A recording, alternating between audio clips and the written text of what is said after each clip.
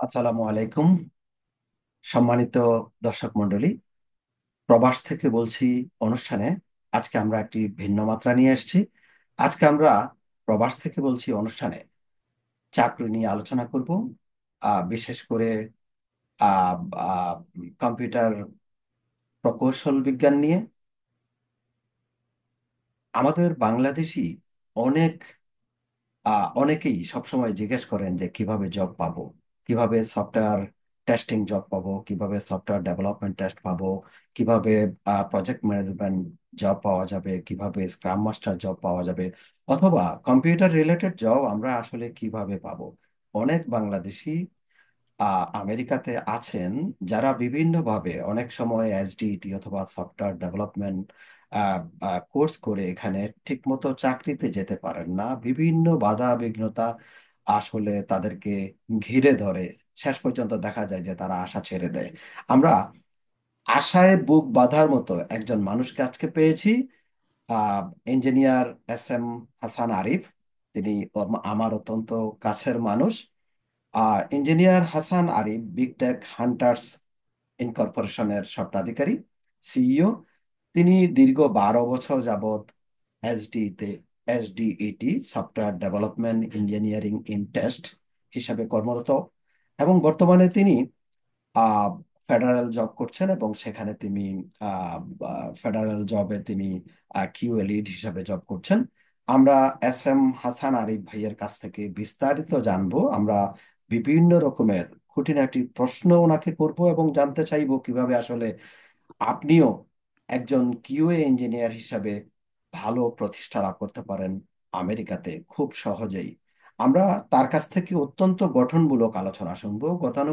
গতানুগতিক ভাবে যেভাবে মানুষ বিভিন্নভাবে বলে আসলে অতি সহজে জব পাওয়া যায় বা কিছু, সেগুলোকে পাশ কাটিয়ে আমরা আজকে একেবারে সলিড কিছু কথা শুনবো জনাব হাসান আরিফের কাছ থেকে।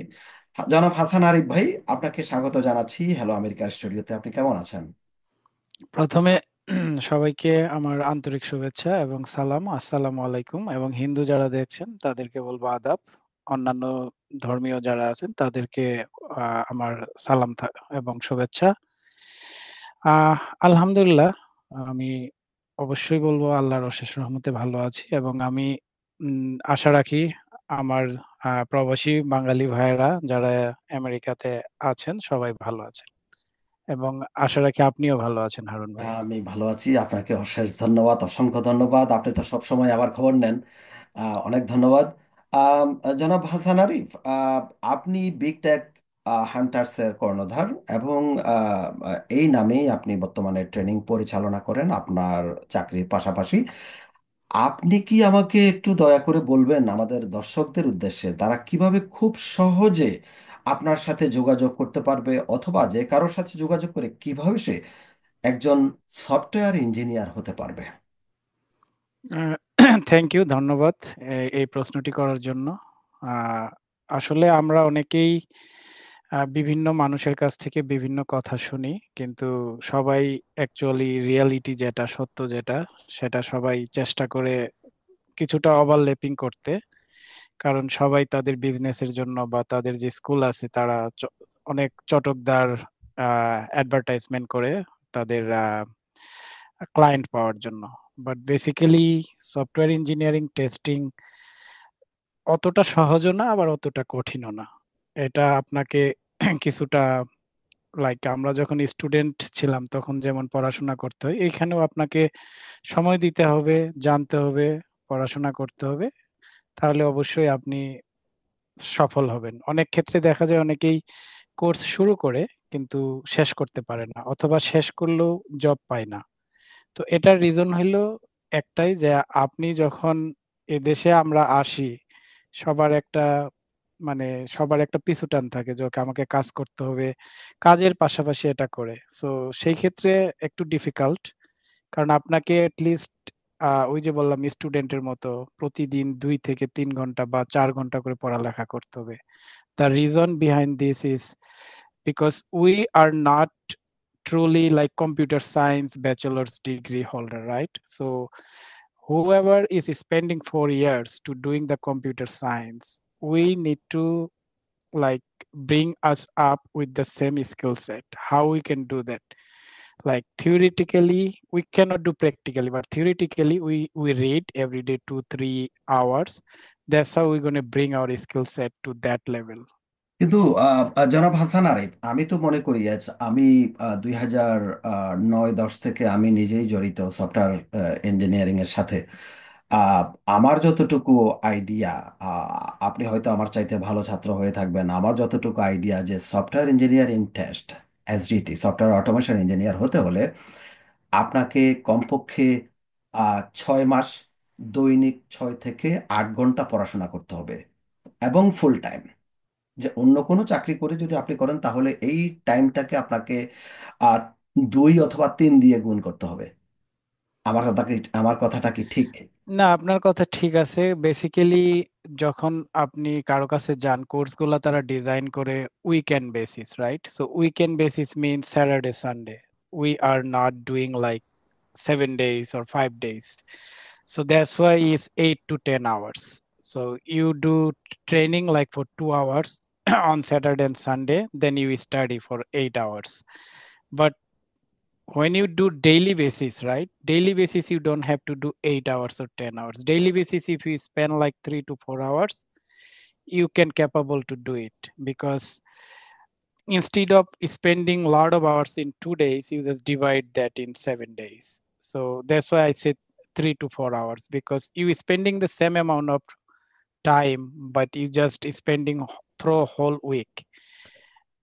অনেক ধন্যবাদ। আরেকটা জিনিস, যখন কেউ এই আমেরিকাতে এসে, অনেকে আসলে জানে না, যেহেতু ব্যাকগ্রাউন্ডটা কম্পিউটার সায়েন্স নয়, সেহেতু তারা কি করে যে সফটওয়্যার টেস্টিং শিখতে গিয়ে বা এসডিটি শিখতে গিয়ে তারা আসলে বিভিন্ন শাখা প্রশাখা যেগুলো আছে কম্পিউটার সায়েন্সের, সেগুলোতে চলে যায়।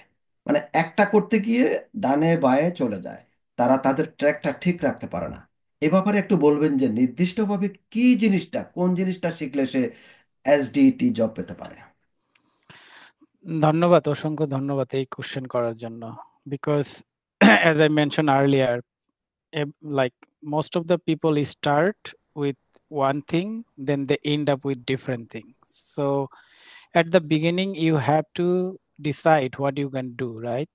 And for software testing in engineer or software test engineer, which we আমরা সংক্ষেপে বলি QA engineer. So এটা বেসিক্যালি অতটা সহজ না যতটা সহজ মানুষ বলে। বিকজ এখন সফটওয়্যার টেস্ট ইঞ্জিনিয়ার যারা তাদেরকে কোডিং জানতে হয়। ম্যানুয়াল টেস্টিং আগে যারা অনেকেই ম্যানুয়াল টেস্টিং করেছে, বাট এখন ম্যানুয়াল টেস্টিং জবটা আমি এখন তো বলবো ম্যানুয়াল টেস্টিং নাই বললেই চলে। No manual testing, almost no. হ্যাঁ, no, or even though they need manual, they will do manual testing, but they will hire automation engineer. Automation tester. Maybe you might end up with doing only manual testing, but when you face interview, they will see if you know the automation, if you know the coding. So that is why most of the people failing because they are thinking, okay, I'm doing like less coding, doing manual testing, but in interview nowadays, almost 95% interview saying, do your screen share and do the coding, and that's what people are get fail most of the time. তাহলে আপনি কি বলবেন যে SDT শিখতে হলে অথবা জানতে হলে, কিউএ টেস্টার হতে হলে, কিউএ অটোমেশন টেস্টার হতে হলে নির্দিষ্টভাবে কোন কোন বিষয়গুলো তাকে জানতে হবে? অসংখ্য ধন্যবাদ আবারও এই কোশ্চেন করার জন্য because mostly think about we no need any kind of degree. So high school diploma is fine because I believe everyone coming from Bangladesh, at least they have finished their intermediate or college, not at least finish their, which is 12th grade over here, right? High school diploma. So most of the job, when you see the job description in education section, most of the jobs saying bachelor degree in computer science or related field or equivalent work experience. So that means if you don't have the college degree, you have high school diploma plus 4 years of work experience, which most of the time we can show it by when we create the resume, most of the time we say 5 years, 6 years of experience, right? All of this could do that. So that means it's replace your bachelor degree, 4 years degree with the work experience. That's why people saying if you don't have college degree, you can still do the QA engineer or QA test engineer job, because you can see in the job description is mentioned like you can equivalent to work experience. Some job is maybe 5% job does not say that, then you are not eligible to apply those kind of job. But as I mentioned, 95% of job saying you can have work experience equivalent to 4 years degree. So that's one part as a requirement. Then coming to the training. So training is like not like 2 month, 4 month, 6 month. Is basically you need to spend time to learn yourself. You will understand how long you will need, because like when you go to college, teacher only teach 1 hour or teacher will lecture you 1 hour, 2 hour. Then it's your responsibility to grasp those topics and understand the topics and you practice it. So that's what it is. You can finish within 3 month, 4 month, but you need to spend time by your own. As I mentioned, right? It's not Saturday, Sunday. If you think about, you can join 5 days the course, then you can finish it within 3 month or 6 month. I'm sorry, 3 month or 4 month, because 5 days a week you already spend in a month 20 days, like 20 lecture, right? Which is, if you go 2 days, you only make 8 or 9 lectures in a month. So that's double, right? So you is spending less time, but you is spending more time as when you think about class time, right? Class time, you 5 days a week or 2 days a week. If you take 2 days a week, of course it will take 6 months. But if you spend 5 days a week, that will take 3 months. So if But some, from my practical life, I see the people need mostly more than a year. Almost more than 90% people need more than a year because of they are doing some extra job here. So they are doing this is as a side, right? So in that case, if anyone want to do this job or this training, they need to have a long time in their hand. Without that, they can do it. Can you clear this little bit? yeah, sure. So reality is like if you take longer time, you might forgot what you learned, right? This is the another things people going to the job market and don't get the job because they forgot already what they learned. That's why you need to keep in practice. You do what you do, and also you need to focus and you need to give importance like your daily jobs. If you think like this is an addition, you're never going to end up with job. So you need to think like this way, like, okay, I'm going to spend 3 months or 4 months and I'm going to living with minimum income, like what you need for your living. Then after 3 4 months you're going to end up with a job where you're getting 100,000 $110,000 a year, right? So that's how you need to think about it. If you think like, I can give example in New York City, since I live in New York City, right? People driving, there's their main job in New York City, right? Driving yellow cab, Uber, and they are doing restaurant job, and they are making Alhamdulillah more than $1,500 a week or $2,000 a week. So they are thinking, oh, if I put more time on this course, their income might come down to 500 to $600 a week, which they can still survive. So they need to give up little bit for their better future or like build their career. If somebody can do this, then it's highly chance to get the job, because nowadays job market is very competitive. Especially there is like H1B visa coming, Indian people, then there is like, lot of schools here and there, they are training people. So And you need, also there is a lot of remote job. So mostly Indian people are doing a lot of remote job from India. So that's why here a job is short. yeah, that's correct. That's why like the main purpose is whatever you do, you need to be master on that. You cannot be like, okay, I'm doing this little bit, then you cannot be successful in anywhere, right?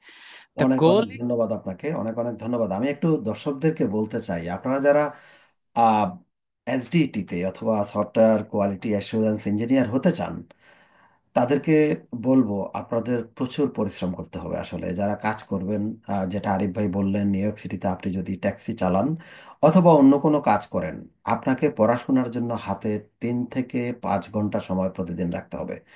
Then after 1 ইয়ার আপনি job পাবেন, এই ধরনের আশা থাকতে পারে। আমরা আপনাদেরকে এমন কোনো আশা দেব না যাতে করে আপনি কয়দিন পরে আশাহত হয়ে যান, 3 মাস অথবা 4 মাস পরে। আপনি যদি ভালো পড়াশোনা করেন এবং নিজেকে মাস্টার হিসেবে তৈরি করতে চান চাকরি পাওয়ার মতো উপযোগী করে, তাহলে অন্তত 1 বছর সময় আপনাকে নিতে হবে। এই 1 বছর সময় আপনাকে প্রচুর কষ্ট করতে হবে। ইভেন কি যদি আপনি, যারা দেশে টাকা পাঠায় বিশেষ করে তাদের জন্য বেশি প্রবলেম হয়ে যায়, তাদের জন্য টানাটানি হয়ে যায়, কারণ এখানে প্রচুর খরচ।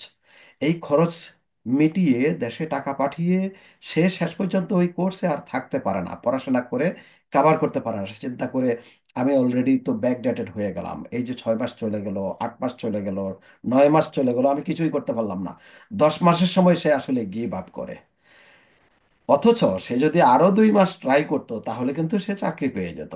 এই ব্যাপারে কি বলবেন? এ ব্যাপারে আমি আমার একটা রিয়েল লাইফ এক্সাম্পল দিব। সেটা হলো উম, আমার এক কোর্সমেট, উনি আহ, আমার সঙ্গেই কোর্স ফিনিশ করার পরে জব মার্কেটে ছিল, রেজুমি সাবমিট করতেছে, ইন্টারভিউ দিতেছে, বাট সামহাও তার জব হচ্ছিল না। বাট সে কিন্তু গিভ আপ করে নাই, সে পড়াশোনা চালিয়ে গেছে, রাত করে পড়তো, ইন্টারভিউ প্রিপারেশনের যে কোশ্চেন গুলা এগুলা পড়তো, প্র্যাকটিস করতো, কোডিং প্র্যাকটিস করতো। সে সামহাও আই থিংক তার মোর দেন 1 ইয়ার পরে সে জব পাইছে, কিন্তু সে গিভ আপ করে নাই। গিভ আপ করা মানে আপনি loser, like whatever you spend, your time, your money, you lose everything. But so if you are, never give up. yes, you need to stick with this. অনেক অনেক অনেক ধন্যবাদ। আমি আরেকটা কোশ্চেন যদি একটু আপনাকে করি, আহ, নতুন করে যারা শুরু করবে, তারা আসলে যদি 1 বছর পরে তারা জবের জন্য রেডি হয়, তারা আসলে মোট, আপনি একটু আগে বলেছেন যদিও, সে কত টাকা থেকে স্যালারি তার স্টার্ট হতে পারে? বেসিক্যালি এটা ডিপেন্ড আপনার এক্সপেরিয়েন্সের উপর। বেসিক্যালি যে স্কুলে আপনি শিখতে যান বা যার কাছে কোর্স করতে যান, তারা আপনাকে কোর্স করানোর পরে কেউ 3 মাস নেই, কেউ 4 মাস নেই, কেউ 6 মাস নেই। কোর্স করানোর পরে তারা আপনাকে একটা রেজুমি মেক করে দিবে। সো রেজুমিতে আপনার যদি 4 ইয়ার্স বা 6 ইয়ার্স এক্সপিরিয়েন্স দেখায় আপনার স্কিল অনুযায়ী, যে আপনি কতটুক তাদেরকে শো আপ করতে পারছেন, তারা কতটুক স্যাটিসফাই আপনার স্কিলে, এবং তারা যখন আপনাকে প্রোগ্রামিং শিখাবে like Java, JavaScript or Python, পাশাপাশি কিছু অটোমেশন টুল আছে, এগুলা যখন শিখাবে আপনাকে দিয়ে, তারা হ্যান্ডস অন প্রজেক্ট করিয়ে নিবে, তখন তারা বুঝতে পারবে যে আপনাকে কত বছরের এক্সপিরিয়েন্স দেওয়া যায় রেজুমিতে। তো এটা ডিপেন্ড করে। সো বেসিক্যালি জুনিয়র লেভেল হলো 0 to 5 ইয়ার্স, এটাকে বলে junior level. Then mid level 5 to 7 years or 5 to 8 years. Then 8 plus is senior or like lead level. So junior level automation engineer can make from 85 to 110, and then if it is mid level, then between 110 to 130. Then senior level can make more than 130,000. অনেক ধন্যবাদ আপনাকে, একেবারে অত্যন্ত clear জবাব দিলেন। আরেকটি ব্যাপার একটু অনেকেই জিজ্ঞেস করে, সেটি হলো কিউএ জবের একটা প্রধান সমস্যা হলো আপনাকে লোকেশন চেঞ্জ করতে হবে। আহ, বেশিরভাগ ক্ষেত্রে এটা হয়ে থাকে, আপনি নিউ ইয়র্ক সিটিতে আছেন, আপনাকে হয়তো ক্যালিফোর্নিয়া চলে যেতে হবে, অথবা ওয়াশিংটন যেতে হবে, অথবা ম্যারিল্যান্ড চলে যেতে হবে।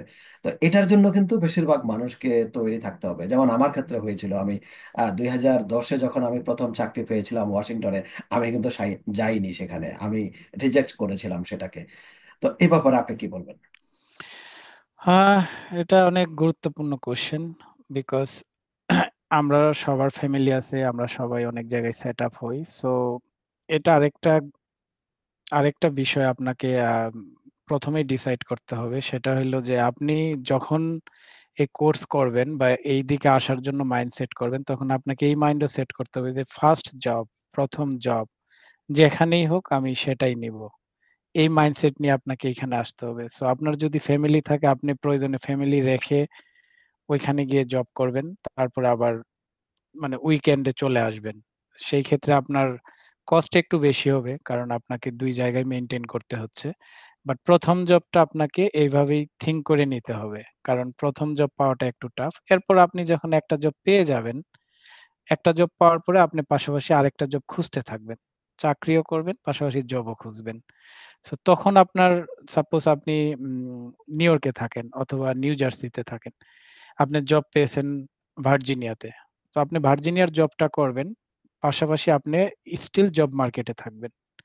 থেকে আপনি চেষ্টা করবেন আপনার কাছাকাছি কোনো লোকেশনে জব পাওয়া যায় কিনা। যখন আপনি পেয়ে যাবেন তখন ১ম জবটা ছেড়ে এই জবে চলে আসবেন।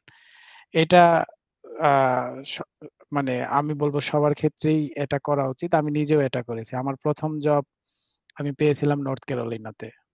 অথচ আমি তখন নিউ ইয়র্ক সিটিতে থাকি। আমি আমার ফ্যামিলি সহ ওখানে চলে গেছিলাম। আমি জানি সেটা, রাইট। জি। সো ১ম জব আপনাকে মাইন্ডসেট থাকতে হবে যে যেখানেই হোক, যদি তারা রিমোট অ্যালাও না করে আমি সেখানে যাব। এরপরে ইদার আমি আমার যেখানে আমি থাকি সেই আশেপাশের জব খুঁজতে থাকবো, অথবা কোম্পানিকে আমি রিকোয়েস্ট করতে থাকবো যে আমার ফ্যামিলি ওই জায়গায় আছে, আমি কি রিমোটলি করতে পারি কিনা, বা কোয়ার্টারলি ১ দিন ২ দিন আসবো এরকম। অনেক কোম্পানি তখন মেনে নেয় যদি আপনার সেই রকমের স্কিল থাকে। তারা দেখে যে আপনি কাজ করতে পারতেছেন। রিমোট থেকেও আপনি কাজ করতে পারতেছেন। তখন তারা সেটা এগ্রি করে আপনার সাথে। অনেক ধন্যবাদ, অত্যন্ত চমৎকার ভাবে বলেছেন আরিফ আপনি। আরিফ, আমি আরেকটা জিনিস একটু আপনার কাছে জানতে চাইবো, এটা আসলে আমার জন্য না, দর্শকদের জন্য।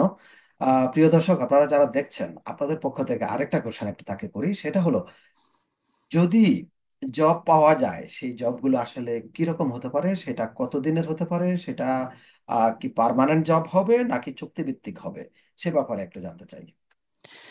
সো ধন্যবাদ আপনাকে এই কোয়েশ্চেনটা করার জন্য। অনেকেই আমরা আসলে এইসব ব্যাপারে জানি না। সো আমি বলব যে ১ম অ্যাকচুয়ালি কন্ট্রাক্ট জব বেটার। কারণ হইলো কন্ট্রাক্ট জবে একটু ব্যাকগ্রাউন্ড চেকিংটা একটু ওদের আ কম থাকে। কম থাকে। মিনিংস তারা একটু, কারণ কন্ট্রাক্ট জব ওরা জানে যে তাদের যেকোনো সময় কন্ট্রাক্ট ক্যানসেল হবে কন্ট্রাক্ট বা জব তো একটু যদি থামাই আপনাকে, কন্ট্রাক্ট জব মোটামুটি মিনিমাম 3 মাসের হয়। হ্যাঁ, মিনিমাম ৩ মাস। আমি এমনও কন্ট্রাক্ট জব করেছি যে আমার ১.৫ মাসের কন্ট্রাক্ট জব ছিল। সেটাও আমি করেছি। 6 এটা উইকস মনে হয় অনলি। সর্বনিম্ন। So হ্যাঁ, it doesn't mean like 6 month, but most of the time 6 month, 1 year, 18 month, 24 month. As I mentioned earlier, so যদি কন্ট্রাক্ট জব আপনি করেন ৬ মাসের জব বা ১ বছরের জব, আপনি তার ১-১.৫ মাস বা ২ মাস আগে থেকেই আপনি আরেকটা জব খুঁজতে থাকবেন। কারণ আপনি জানেন না তারা এক্সটেন্ড করবে কিনা। যদি না করে তাহলে আপনাকে আরেকটা জব খুঁজতে এট লিস্ট ১ থেকে ২ মাস সময় লাগে একটা জব থেকে আরেকটা জব পেতে। তার মানে এই ব্যাপারটা হলো এরকম যে আপনাকে প্রথম দিকে একটু স্ট্রাগল করতে হবে। আপনি প্রথম 1 বছর যেভাবে গাড়ি চালিয়েছেন অথবা অন্য কোনো জব করেছেন, পাশাপাশি আপনি ট্রেনিং করেছেন, পড়াশোনা করেছেন, 1 বছর পর, 1.5 বছর পর আপনি চাকরি পেলেন। চাকরি পাওয়ার পর সেটা হয়তো আপনার প্রথম 1, 2, 3টা জব কন্ট্রাকচুয়াল হতে পারে, 3 মাস, 6 মাস, 9 মাস, 1 বছরের কন্ট্রাক্টও হতে পারে। এর মধ্যে হয়তো যাদের সাথে আপনি কন্ট্রাক্টে গেছেন তাদের মধ্যে, তাদের কাছেই আপনি হয়তো পার্মানেন্ট হয়ে যেতে পারেন। যেমন আরিফ আছে এখন ফেডারেল জবে, আমেরিকার গভর্নমেন্ট জব করে, পার্মানেন্ট জব তার, আর কোনো চিন্তা নেই। পাশাপাশি সে ট্রেনিং পরিচালনা করে, ছাত্র পড়ায়, এবং অত্যন্ত সুনামের সাথে সে কাজ করছে। আমি জানি দীর্ঘদিন যাবৎ সে ট্রেনিং পরিচালনা করছে, তার অনেক স্টুডেন্ট অলরেডি চাকরিতে গেছে এবং সুনামের সাথে তারা চাকরি করছে। এবং আরিফকে এই জন্য ধন্যবাদ জানাচ্ছি, এবং আরিফ শিখায় কিন্তু অনেক ভালো। আমি জানি, কিন্তু আমি শেখাতে পারি না। কিন্তু ও যেভাবে শেখায়, তার শেখানোর যে একটা ব্যাপার, অত্যন্ত চমৎকার করে সে শেখায়। সে পারলে আপনাকে খাওয়াইয়া দেয়, সেই রকম করে শেখায়। তো এটা, আপনারা যদি কারো সফটওয়্যার টেস্টিং শিখতে চান, এসডিইটি শিখতে চান, তাহলে আরিফের সাথে যোগাযোগ করতে পারেন অবশ্যই। আমরা একেবারে ভিডিওর লাস্টে আরিফের ফোন নাম্বার এবং ইমেল অ্যাড্রেস দিয়ে দিব। সেখানে আপনারা যোগাযোগ করবেন আরিফের সাথে সরাসরি। আমরা তার আগে আরেকটু জানবো আরিফের কাছে। আর এই ফেডারেল জব বা গভর্নমেন্ট জব অথবা নন গভর্নমেন্ট জব, এখানে কি স্যালারি কোনো ভ্যারি করে? সো স্যালারির ভেরিয়েশনটা তেমন করে না। আমি আপনাকে ধন্যবাদ জানাই যে আপনি যেভাবে বলছেন। অ্যাকচুয়ালি আমি চেষ্টা করি যে আমি যতটুক জানি সবাইকে ওইভাবে শেখানোর জন্য, কারণ আমি থিঙ্ক করি যে ওকে তারা they don't have any knowledge regarding the testing, right? So like আমরা যখন প্রথম প্রাইমারি স্কুলে যাই, টিচাররা আমাদের হাতে কলমে ধরিয়ে ধরিয়ে শিখিয়ে দেয়। সো আমার কাছে মনে হয় যে যারা এখানে সফটওয়্যার টেস্টিং এ শিখতে আসে, যাদের ব্যাকগ্রাউন্ড আছে তা ডিফারেন্ট, বাট যাদের ব্যাকগ্রাউন্ড নাই, যারা আর্টস বা অন্যান্য ব্যাকগ্রাউন্ড, তারা তো কিছুই জানে না সায়েন্সের।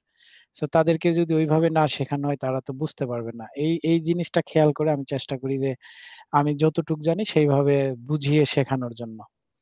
আর আপনার কোশ্চেনে আসি এখন, যে স্যালারি তেমন ভেরি করে না, বাট ফেডারেল জবে যেটা করে তাদের ক্লিয়ারেন্স ডিফারেন্ট টাইপের ক্লিয়ারেন্স হয়, কারণ ফেডারেল অবভিয়াসলি তারা অনেক সফিস্টিকেটেড। তাদের ডাটা আপনি আম, তাদের ডাটাতে আপনার অ্যাক্সেস থাকবে। সো তারা দেখে যে আপনি মানুষ হিসেবে কতটা কনফিডেন্ট, মানুষ হিসাবে কতটা আপনি ডিপেন্ডেবল এবং কতটা ট্রাস্টওর্থি। সো এই জন্য তারা কিছুটা ব্যাকগ্রাউন্ড চেক অনেকটা ডিফারেন্ট দেন দা প্রাইভেট সেক্টর।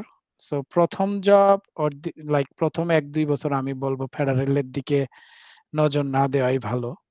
কারণ হইলো তাদের ব্যাকগ্রাউন্ড চেকিংটা টোটালি ডিফারেন্ট।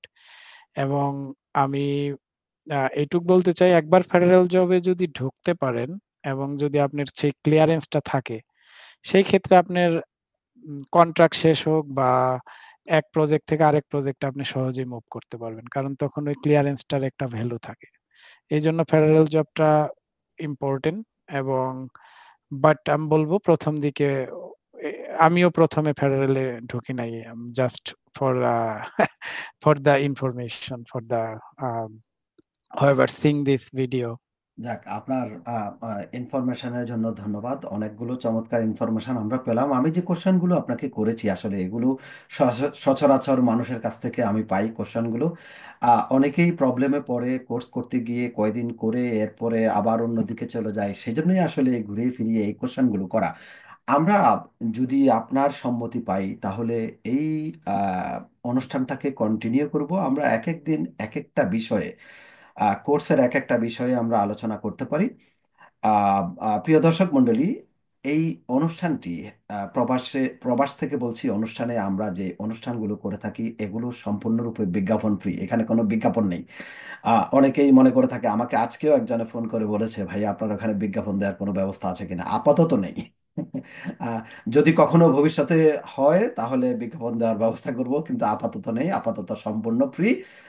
আমি চাই যে আপনাদের সেবায় এই অনুষ্ঠানটা চালিয়ে যেতে। যদি এর মধ্য দিয়ে অন্তত এক দুইজন উপকৃত হন, তাহলেই মনে করব আমি এবং আমরা যারা এই অনুষ্ঠান করছি তারা সার্থক। সেজন্য আশা করি এই অনুষ্ঠানের সাথে, এবং প্রবাস থেকে বলছি অনুষ্ঠানের সাথে সব সময় থাকবেন। এবং এই অনুষ্ঠানটি সবসময় পরিচালিত হবে হ্যালো আমেরিকা, আহ, আহ, আহ, আমেরিকায়, হ্যালো আমেরিকা বিশ্বজুড়ে বাংলা, ইউটিউব এবং ফেসবুক পেজ থেকে। আমরা আপনাদেরকে একটু নাম্বারটা বলে দিতে চাই। নাম্বারটা হলো আরিফের 9296898406। আমি আরিফের কাছ থেকে আরেকবার একটু শুনবো।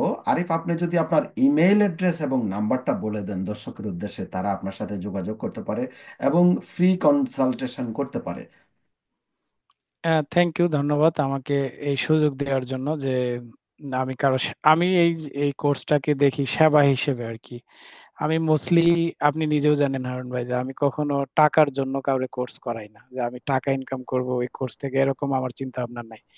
আমার চিন্তা ভাবনা হলো সেবা হিসেবে কেউ যদি আমার কাছ থেকে এটা পেয়ে তার কেরিয়ারটা অন্যদিকে মুভ করতে পারে, কেরিয়ারটা বিল্ড করতে পারে, এটা হলো আমার গোল। আমি চাই যে সকল বাংলাদেশি ভাই যারা এখানে আছে তারা হার্ড ওয়ার্ক না করে এরকম একটা কোর্স করে যদি ভালো একটা জব পাই, এটা হলো আমার গোল।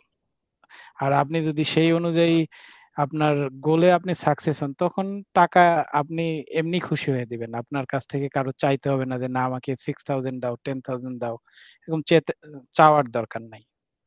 সো আমি আমার ফোন নাম্বার 9296898406। আর আমাকে ইমেল করতে পারেন uniquetalent37@gmail.com। Spelling UNIQUEALENT 37 thank you.